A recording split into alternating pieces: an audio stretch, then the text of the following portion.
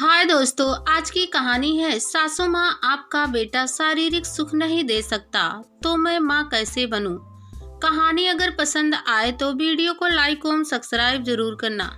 शादी हुई आनंदी का 5 साल हो गया। आनंदी सुशील, मृदुभाषी, गृह कार्य में दक्ष और पूरे परिवार का कुशलता पूर्वक ध्यान रखने वाली, सारे गुणों से भरपूर एक कुशल गृहिणी है। इसके बावजूद आज तक वह अपनी ससुराल के लोगों का दिल नहीं जीत पाई। वैसे तो वह पूरे परिवार की पसंद से इस घर में ब्याह कर आई थी, लेकिन आज केवल अपने पति आनंद की पसंद बनकर रह गई। एक आनंद ही है जिसका प्यार आनंदी को घर के दूसरे सदस्यों के अपशब्द, बेरुखी और तानों को सहने व उन्हें नजरअंदाज करने की ताकत देता है। आनंद के प्यार के आगे उसे सारे दुख फीके लगते हैं। आनंदी अपने दुख का आभास आनंद को कभी नहीं होने देती, क्योंकि वह जानती है यदि आनंद को उसके दुख का भान हुआ तो वह उससे भी ज्यादा दुखी होगा। आनंद सदा उससे कहता है, आनंदी, तुम्हें मुस्कुराता देख मैं अपने सारे गम भूल जाता हूँ। तुम सदा अपने नाम की भांति यूं ही हंसती, मुस्कुराती, खिलखिलाती और आनंदित रहा करो। आनंदी को याद है वह दिन जब वह ब्याह कर इस घर में आई थी। उसकी मुँह दिखाई की रस्म में नाते, रिश्तेदार और आस पड़ोस की सारी महिलाओं की हंसी ठिठोली के बीच हर कोई आनंदित की खूबसूरती की तारीफ किए जा रहा था और घर का हर सदस्य इस बात पर इतरा रहा था कि घर में बेहद खूबसूरत बहू ब्याह कर आई है। आनंदी से शादी के पहले आनंद से शादी के लिए कई लड़कियां इनकार कर चुकी थी। आज आनंदी जैसी बेहद खूबसूरत बहू पाकर मैं कल्याणी फूले नहीं समा रही थी। आनंद सांवला और साधारण नए नक्श वाला था, वहीं आनंदी दूध की तरह गोरी और तीखे नए नक्श की, जो आनंदी को एक बार देख ले तो उसका दीवाना हो जाए और कभी ना भूल पाए यह हसीना चेहरा। स्कूल कॉलेज के दिनों में तो आनंदी के कई दीवाने थे। महल्ले से लेकर कॉलेज तक हर कोई आनंदी को पाना चाहता था। हर किसी की आंखों में आनंदी की खूबसूरती का नशा और उसके शरीर को पाने की हवस साफ झलकती थी। कभी कभी पड़ोस की चाची उसकी माँ से बातों बातों में कह जाती, अपनी आनंदी के हाथ जल्दी पीले कर दो, वरना उसकी खूबसूरती की वजह से कभी कोई ऊंच नीच हो गई तो कहीं मुंह दिखाने के लायक नहीं रहोगी। यह सब सुन आनंदी की माँ के माथे पर चिंता की लकीरें खिंच जाती और आनंदी को उसकी खूबसूरती बेमानी लगने लगती। इसी हंसी ठिठोली के बीच सासू माँ की एक सहेली ने कहा, कल्याणी, तेरी बहू तो चाँद है चाँद। उस पर सासू माँ अपनी भवें मटकाती और थोड़ा इतराती हुई बोली, चाँद में दाग होता है, मेरी बहू बेदाग है, लाखों में एक है मेरी बहू। ऐसा कहते हुए सासू माँ ने अपनी आंखों से काजल निकाल आनंदी के आंखों के पीछे लगा दिया।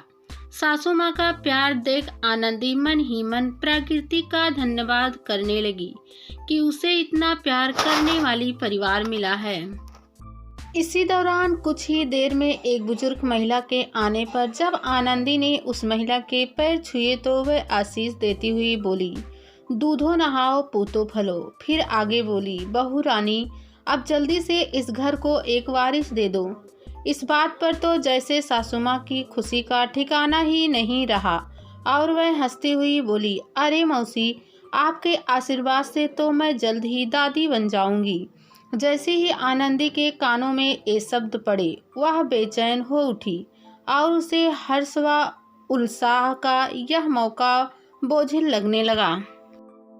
कुछ समय तक सब ठीक चलता रहा। घर के सभी सदस्यों से आनंदी को भरपूर प्यार मिलता रहा, लेकिन सबके प्यार में कुछ ना कुछ स्वार्थ छिपा था। हर रिश्ता कुछ ना कुछ मांग रहा था। सासू माँ अक्सर आनंदी से दबी आवाज में धीरे से पूछती, खट्टा खाने का मन तो नहीं? इस सवाल पर आनंदी थोड़ा असहज और दुखी हो जाती। जवाब में हल्के से सिर नहीं में हिला देती। साल दर साल धीमी आवाज बढ़ती हुई तेज आवाज में तब्दील हो गई। और फिर तानों में घर के अन्य सदस्यों के बीच अब आनंद की दूसरी शादी की फुसफुसाहट शुरू होने लगी। इन सबसे बेखबर आनंदी पर निस्वार्थ प्रेम लुटाया जा रहा था। आज रविवार का दिन है, आनंद की छुट्टी है, घर पर सभी सदस्य हैं। आनंद और आनंदी माँ से कुछ कहना चाहते हैं, लेकिन माँ और घर के अन्य सदस्य किसी दूसरे कार्य में व्यस्त हैं। सभी के क्रियाकलापों से ऐसा लग रहा है मानो घर पर खास मेहमान आने वाले हैं, पर इस बात की जानकारी न तो आनंदी को है और न ही आनंद को। तभी माँ आनंद को संबोधित करती हुई बोली, आनंद, अभी तुम घर पर ही रहना, कहीं जाना मत। आनंद ने प्रश्न किया, माँ, क्या मेरा रहना जरूरी है? इस पर माँ झुझलाती हुई बोली, जरूरी है तभी तो कह रही हूँ। निर्धारित समय पर आगंतुक आ चुके, उनके आदर सत्कार का सिलसिला शुरू हुआ। तभी आनंदी चाय नाश्ता लेकर पहुंची।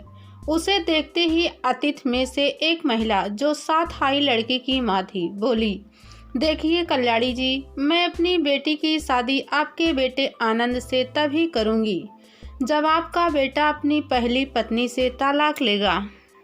इस बात पर कल्याणी आगंतुक महिला को आश्वस्त करती हुई बोली, आप चिंता ना करें, मेरा बेटा वही करेगा जो मैं चाहूंगी। आनंदी वहीं खड़ी सब चुपचाप सुन रही थी। आनंद भी वहीं उपस्थित था और वह भी सारी बातें सुन रहा था।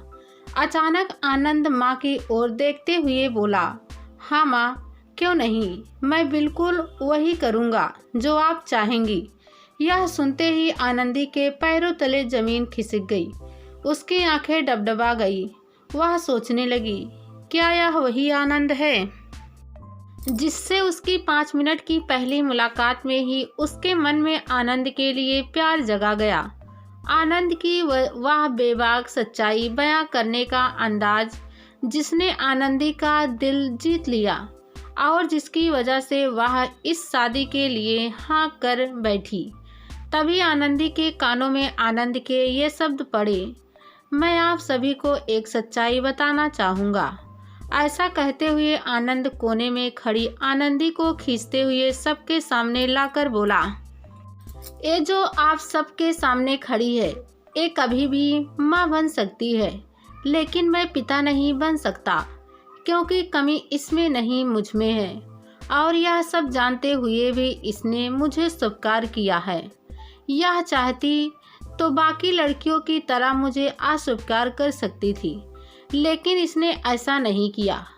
आप लोगों को क्या लगता है जिन लड़कियों ने मुझसे शादी से इनकार किया वह मेरे साधारण नए नक्श की वजह से था? नहीं, उन्होंने मुझसे शादी इसलिए नहीं की क्योंकि मैं उन्हें पहले ही बता देता कि मैं उन्हें वह सुख नहीं दे पाऊंगा जिसकी वह कामना रखती हैं। लेकिन इसने मुझे मेरी कमियों के साथ स्वीकार किया।